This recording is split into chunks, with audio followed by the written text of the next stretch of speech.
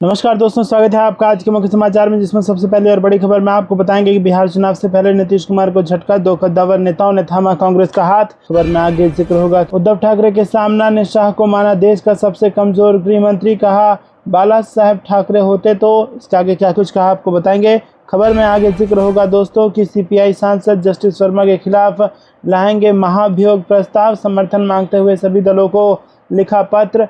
खबर में आगे जिक्र होगा कि यात्री कारों की बिक्री में भारी गिरावट, जयराम रमेश बोले यह भारतीय उद्योग जगत और अर्थव्यवस्था के लिए खतरे की घंटी। और इसी के साथ आगे आपको बताएंगे कि सिद्धू मूसेवाले के पिता ने किया चुनाव लड़ने का ऐलान, कहा मेरे बेटे को नहीं मिला इंसाफ। दोस्तों, हर एक खबर की गहराई में आपको ले जाएंगे, लेकिन उससे पहले आपसे निवेदन की वीडियो कीजिए लाइक और चैनल को सब्सक्राइब करके बेल आइकन दबाकर कमेंट में लिखिए जय हिंद। रुक करते हैं सबसे पहले और बड़ी खबर की तरफ। बिहार चुनाव से पहले नीतीश कुमार को झटका, 2 कद्दावर नेताओं ने थामा कांग्रेस का हाथ। जी हां दोस्तों, जेडीयू के सकरा से पूर्व विधायक रहे सुरेश चंचल और हाजी परवेज सिद्दीकी ने बुधवार को कांग्रेस की सदस्यता ग्रहण कर ली। कांग्रेस अध्यक्ष राजेश कुमार ने इन्हें पार्टी की सदस्यता ग्रहण करवाई। मिलन समारोह में पूर्व विधायक सुरेश चंचल ने कहा कि राहुल गांधी के काम और विचारधारा से प्रभावित होकर कांग्रेस की सदस्यता ले रहे हैं। हाजी परवेज ने कहा कि नीतीश कुमार को कुछ लोगों ने हाईजैक कर दिया है, वो काम नहीं कर पा रहे हैं। नीतीश कुमार और भाजपा दोनों का सिद्धांत एक जैसा है, दोनों में कोई अंतर नहीं है। राजेश कुमार ने कहा कि नीतीश कुमार सामाजिक न्याय के नाम पर सत्ता में आए थे और सामाजिक न्याय के साथ अन्याय कर रहे हैं। नीतीश कुमार ने वक्फ बिल को लेकर भाजपा का समर्थन किया और भाजपा जिस तरीके से बिल लेकर आई, इसके कारण एनडीए से लोगों का मोह भंग हो रहा है। दोस्तों, आपको बता दें कि उन्होंने प्रधानमंत्री नरेंद्र मोदी के 2 दिवसीय बिहार दौरे पर सवाल उठाते हुए कई सवाल दागे और कहा कि कुछ साल पहले बिहार को लाखों करोड़ के पैकेज की घोषणा की गई थी और उस पैकेज का क्या हुआ। उन्होंने आगे कहा कि बिहार में लगातार विधि व्यवस्था खराब हो रही है, आपराधिक घटनाएं बढ़ रही हैं, एनडीए शासन आखिर क्या कर रहा है। उन्होंने कहा कि क्या भाजपा नीतीश कुमार की तबीयत खराब होने का फ़ायदा उठाना चाहती है। कार्यक्रम में मदन मोहन झा, ब्रजेश मुनन समेत पार्टी के अन्य नेता भी उपस्थित रहे। मिलन समारोह में राजेश कुमार मिश्रा, तरवेज सिद्दीकी, मोहम्मद एहसानुल्लाह, रामचंद्र राय समेत कई सारे नेता मौजूद थे। प्रधानमंत्री नरेंद्र मोदी गुरुवार को पटना आ रहे हैं। उनकी यात्रा के पूर्व कांग्रेस ने उनसे 5 सवाल पूछे हैं। प्रदेश कांग्रेस अध्यक्ष राजेश कुमार ने कहा कि मोदी जी चुनाव के दौरान सिर्फ झूठे वादे करने आते हैं। उन्होंने पीएम मोदी से 5 सवाल पूछे और उनसे जवाब की अपेक्षा की। रुक करते हैं अगली ब्रेकिंग न्यूज़ की तरफ। उद्धव ठाकरे के सामना ने शाह को माना देश का सबसे कमजोर गृह मंत्री। जी हां दोस्तों, महाराष्ट्र में बीजेपी और शिवसेना यूबीटी के बीच सियासी तकरार कम होने की उम्मीद ना के बराबर है। ऐसा इसलिए कि अब शिवसेना यूबीटी प्रमुख उद्धव ठाकरे का अखबार सामना ने केंद्रीय गृह मंत्री अमित शाह द्वारा महाराष्ट्र में हिंदू सम्राट बाला साहेब पर दिए गए बयान को लेकर उन पर हमला बोला है। सामना ने अपने संपादकीय में कहा कि अमित शाह भ्रम में न रहें, आज बाला साहेब ठाकरे जिंदा होते तो पीएम मोदी से बात कर शाह का इस्तीफा मांग लेते। इतना ही नहीं, सामना ने दावा किया कि अमित शाह देश के अब तक के सबसे कमजोर गृह मंत्री हैं और उनके कार्यकाल में भारत में सुरक्षा और कानून व्यवस्था पहले से ज़्यादा खराब हुई है। शिवसेना यूबीटी का मुखपत्र सामना ने अमित शाह को लेकर कहा है कि वो गुजरात में मोदी के हस्तक के तौर पर काम करते थे और साल 2014 में जब मोदी का दिल्ली में आगमन हुआ तो शाह वही भूमिका राष्ट्रीय स्तर पर निभाने लगे। दिल्ली में बैठकर अमित शाह शांत तो बहुत दिखाते हैं, लेकिन पहलगाम आतंकी हमले के बाद से उनका वो शान फुस हो गया है। पहलगाम आतंकी हमले के आरोपी 26 हिंदू महिलाओं के माथे का सिंदूर पोंछकर ऐसा फरार हो गए कि आज तक उनका पता नहीं चला। अमित शाह को भी नहीं पता कि आतंकी कहाँ गए। क्या ये आतंकी हवा में गायब हो गए, ज़मीन में समा गए या बीजेपी में शामिल हो गए, इसका खुलासा शाह ने अभी तक नहीं किया है। वहीं अमित शाह महाराष्ट्र में आकर हिंदू हृदय सम्राट शिवसेना प्रमुख बाला साहेब ठाकरे का नाम लेकर राजनीति कर रहे हैं। अमित शाह ने महाराष्ट्र में कहा था कि अगर बाला साहेब आज होते तो प्रधानमंत्री मोदी को गले से लगा रहे थे। शाह का ऐसा कहना बाला साहेब ठाकरे का अपमान है। इसके जवाब में सामना ने कहा कि ये शाह का भ्रम है। अगर बाला साहेब आज होते तो सबसे पहले गृहमंत्री अमित शाह पर 26 महिलाओं के माथे से सिंदूर पोंछने का आरोप लगाकर उनका इस्तीफा मांग लेते। सीधे प्रधानमंत्री मोदी को फ़ोन करके वो उन्हें कड़ी फटकार लगाते और उनसे कहते कि 26 महिलाओं को सिंदूर मिटना गृह विभाग की निष्क्रियता और लापरवाही है और ऐसे असफल गृह मंत्री को तुरंत बर्खास्त करो। रुक करते हैं अगली ब्रेकिंग न्यूज़ की तरफ, जहां पर आपको बता दें कि सीपीआई सांसद जस्टिस वर्मा के खिलाफ लाएंगे महाभियोग प्रस्ताव, समर्थन मांगते हुए सभी दलों को पत्र लिखा। जी हाँ दोस्तों, आपको बता दें कि भारतीय कम्युनिस्ट पार्टी के पी संतोष कुमार ने सभी राजनीतिक दलों को पत्र लिखकर इलाहाबाद उच्च न्यायालय के न्यायाधीश यशवंत वर्मा के खिलाफ महाभियोग प्रस्ताव लाने में उनका समर्थन मांगा है। दिल्ली में न्यायमूर्ति वर्मा के आवास से जली हुई नकदी मिलने के बाद उच्चतम न्यायालय द्वारा नियुक्त जांच समिति ने उन्हें आरोपित किया है। सीपीआई के संसदीय दल द्वारा जारी एक बयान के अनुसार सांसद पी संतोष कुमार ने सभी राजनीतिक दलों के अध्यक्षों को पत्र लिखा है। कुमार ने अपने पत्र में कहा, यदि ये आरोप सही साबित होते हैं तो ये न केवल जनता के साथ घोर विश्वासघात है बल्कि हमारी न्यायिक संस्थाओं की निष्ठा पर भी गंभीर आघात है।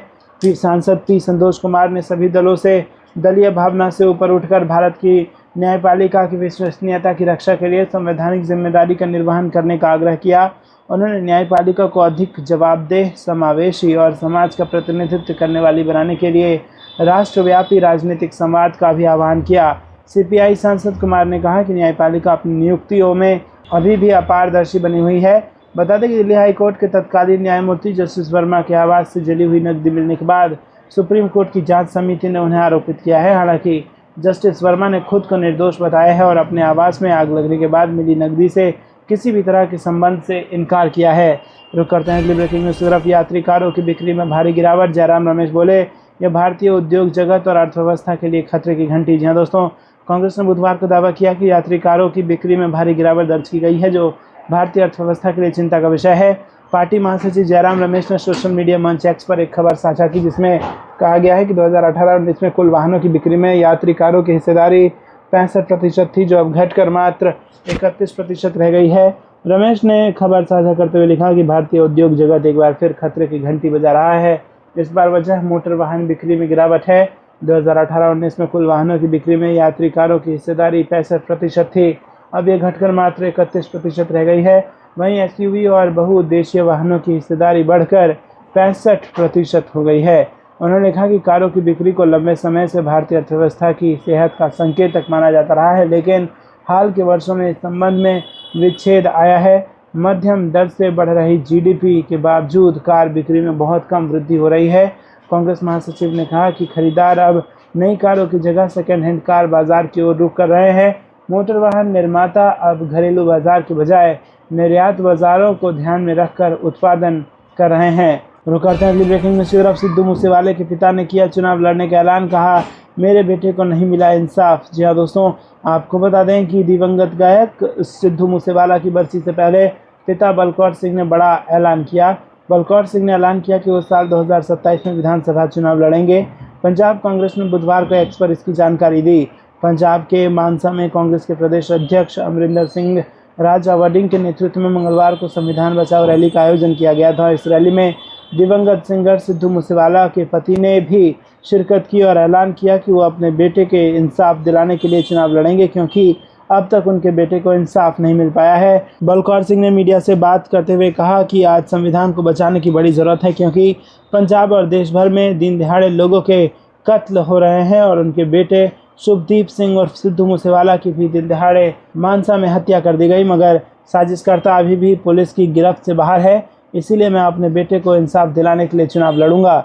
रुक करते हैं अगली ब्रेकिंग न्यूज़ की तरफ। क्या गौरव गोगोई बनाम हेमंत विश्व शर्मा कांग्रेस के लिए बनेगा असम में चुनावी तुरुप का इक्का। जी हाँ दोस्तों, आपको बता दें कि असम में 2026 के विधानसभा चुनाव की सरगर्मियां अभी से तेज होती जा रही हैं। एक और राज्य की सत्ता पर काबिज भाजपा और उसके तेज तर्रार मुख्यमंत्री हेमंत विश्व शर्मा, तो दूसरी ओर कांग्रेस ने एक नए दाव के तहत लोकसभा में विपक्ष के उपनेता गौरव गोगोई को असम प्रदेश कांग्रेस कमेटी की कमान सौंप दी है। इसके साथ ही अब साफ हो गया है कि आगामी चुनाव में मुकाबला शर्मा बनाम गोगोई के फ्रेम में ढलता नजर आ रहा है। बीते कुछ महीनों में मुख्यमंत्री हेमंत विश्व शर्मा और कांग्रेस सांसद गौरव गोगोई के बीच राजनीतिक बयानबाजी तीखी होती गई है। शर्मा ने गोगोई पर कई गंभीर आरोप लगाए, जिनमें पाकिस्तान यात्रा और उनकी पत्नी के आईएसआई से कथित संबंध जैसे विवादास्पद दावे भी शामिल हैं। शर्मा ने यह भी कहा कि पाकिस्तान यात्रा के बाद गोगोई ने संसद में भारत की राष्ट्रीय सुरक्षा से जुड़े सवाल उठाए। हालांकि अब तक मुख्यमंत्री इन आरोपों के पक्ष में कोई ठोस साक्ष्य प्रस्तुत नहीं कर पाए हैं। गौरव गोगोई ने इस मुद्दे पर सार्वजनिक प्रतिक्रिया नहीं दी है, लेकिन कांग्रेस ने जिस तरह उन्हें प्रदेश अध्यक्ष बनाया है उससे ये स्पष्ट है कि पार्टी उनके साथ मजबूती से खड़ी है। दोस्तों, रुक करते हैं अगली ब्रेकिंग न्यूज़ की तरफ, जहां पर आपको बता दें कि बृजभूषण शरण सिंह को क्लीन चिट दिए जाने पर बजरंग पुनिया ने उठाए सवाल, कहा सरकार को अपना वोट प्यारा है। जी हाँ दोस्तों, ओलंपिक पदक विजेता पहलवान बजरंग पुनिया ने भारतीय कुश्ती संघ के पूर्व अध्यक्ष बृजभूषण शरण सिंह को पॉक्सो मामले में क्लीन चिट दिए जाने पर सवाल उठाया है। पूर्व सांसद बृजभूषण शरण सिंह को पॉक्सो हटाकर क्लीन चिट देने के सवाल पर बजरंग ने कहा कि पॉक्सो अगर लग रहा था तो अब तक गिरफ्तार क्यों नहीं हुआ। दूसरी चीज़, सरकार ने पहले ही सपोर्ट करके वो हटवा दिया था, कैसे चलने नहीं दिया था, और उसके खिलाफ नाबालिग लड़की के एक बार अपने बयान दे रखे हैं, तो कोर्ट किस बयान को मानती है। बजरंग ने कहा कि दबाव उन 6 लड़कियों पर भी है जो केस अभी चल रहा है, और दबाव पॉक्सो वाली लड़की पर भी दिया था, तभी वो पीछे हट गई, नहीं तो वो बयान ही नहीं देती। सरकार उसका सपोर्ट कर रही है। हमेशा बच्चों को डरा धमका कर पीछे हटाने का काम किया जा रहा है। इस तरीके से हमें नहीं लगता जो आज समय चल रहा है वो ठीक चल रहा है। आपको क्या लगता है दोस्तों, कमेंट में जरूर बताइए। वीडियो को लाइक नहीं किया तो लाइक जरूर कीजिएगा। दोस्तों रुक करते हैं अगली ब्रेकिंग न्यूज़ की तरफ। कांग्रेस का वादा सिर्फ वादा नहीं गारंटी है, बोली सुप्रिया श्रीनेत। सरकार बनी तो महिलाओं को देंगे 2500 रुपये। जी हाँ दोस्तों, आपको बता दें कि कांग्रेस की राष्ट्रीय प्रवक्ता सुप्रिया श्रीनेत ने पटना में एक प्रेस कॉन्फ्रेंस कर बिहार की राजनीतिक स्थिति पर तीखी टिप्पणी की। उन्होंने राज्य में बदलाव की आवश्यकता पर जोर देते हुए कहा कि बिहार के युवा और महिलाएं अब नया रास्ता चाहते हैं। उन्होंने कांग्रेस की ओर से महिलाओं को आर्थिक रूप से सशक्त बनाने के लिए एक बड़ी योजना का वादा किया। वहीं दोस्तों आपको बता दें कि श्रीनेत ने घोषणा की कि अगर बिहार चुनाव के बाद अगर इंडिया गठबंधन की सरकार बनती है तो राज्य की महिलाओं के खाते में हर महीने 2500 रुपये सीधे ट्रांसफ़र किए जाएंगे। उन्होंने कहा कि जब महिलाएं आर्थिक रूप से सक्षम होंगी तो उनका सामाजिक दर्जा भी मजबूत होगा और इससे पूरे परिवार का विकास सुनिश्चित होगा। उन्होंने कांग्रेस के वादों पर और बीजेपी के दावों में अंतर स्पष्ट करते हुए कहा कि कांग्रेस जो कहती है वो करती है। इस संदर्भ में उन्होंने कर्नाटक की गृह लक्ष्मी योजना का उदाहरण दिया, जिससे करीब 1.5 करोड़ महिलाओं को सीधा लाभ मिला। उन्होंने दावा किया कि बिहार में भी ऐसी योजनाओं की सख्त ज़रूरत है, क्योंकि राज्य में बड़ी संख्या में लोग गरीबी रेखा से नीचे जीवन यापन कर रहे हैं। सुप्रिया श्रीनेत ने बीजेपी पर वादा खिलाफी का आरोप लगाते हुए कहा कि दिल्ली चुनाव से पहले बीजेपी ने भी 2500 रुपये देने का वादा किया था, लेकिन सत्ता में आते ही वो वादा भुला दिया गया। महाराष्ट्र में भी महिलाओं को मिलने वाले 1500 रुपये की योजना को बीजेपी सरकार ने सत्ता में आने के बाद खत्म कर दिया। लालू यादव की बहू ऐश्वर्या राय से जुड़े सवालों पर सुप्रिया श्रीनेत ने निजी मामलों को राजनीतिक मुद्दा ना बनाने की बात कही। उन्होंने कहा कि यदि एक महिला की बात की जाएगी तो कई जिम्मेदार नेताओं की भी पोल खुल सकती है। ये एक पारिवारिक मामला है और इस पर सार्वजनिक टिप्पणी करना उचित नहीं। रुक करते हैं अगली ब्रेकिंग न्यूज़ की तरफ। कांग्रेस का सरकार पर हमला, सवालों से ध्यान भटकाने के लिए नेहरू विरोध में लगे हैं तथ्यों को तोड़ने मरोड़ने के महारथी। जी हाँ दोस्तों, कांग्रेस ने मंगलवार को प्रधानमंत्री नरेंद्र मोदी पर परोक्ष रूप से निशाना साधते हुए कहा कि स्वयंभू सर्वोच्च नेता और इतिहास के मास्टर हिस्टोरियन गंभीर सवालों से ज़्यादा ध्यान भटकाने के लिए नेहरू विरोध में सक्रिय हैं। पार्टी महासचिव जयराम रमेश ने यह भी सवाल किया कि अमेरिकी राष्ट्रपति डोनाल्ड ट्रंप द्वारा भारत पाकिस्तान संघर्ष विराम पर पिछले 11 दिनों में 8 बार दिए गए बयानों पर हमारे प्रधानमंत्री मौन क्यों हैं। जयराम रमेश ने एक्स पर पोस्ट किया कि आज पंडित नेहरू की पुण्यतिथि है और आज के दिन भी देश के स्वयंभू सर्वोच्च नेता और इतिहास को तोड़ने मरोड़ने वाले मास्टर हिस्टोरियन यहाँ पर नेहरू विरोध में सक्रिय हैं। ये बेहद दुखद और निंदनीय प्रयास है उन गंभीर सवालों से ध्यान भटकाने का जिनका जवाब उन्हें देना चाहिए। उन्होंने कहा कि आखिर क्यों पहलगाम में हुए क्रूरतम आतंकी हमले के दोषी आतंकी अब भी खुलेआम घूम रहे हैं, जबकि खबरों के मुताबिक वही आतंकी पूंछ, गंगगीर और गुलमर्ग के हमलों में भी शामिल थे। रुक करते हैं अगली ब्रेकिंग न्यूज़ की तरफ। बिहार चुनाव 2025 वोट एनडीए को, लेकिन सीएम के लिए पहली पसंद तेजस्वी।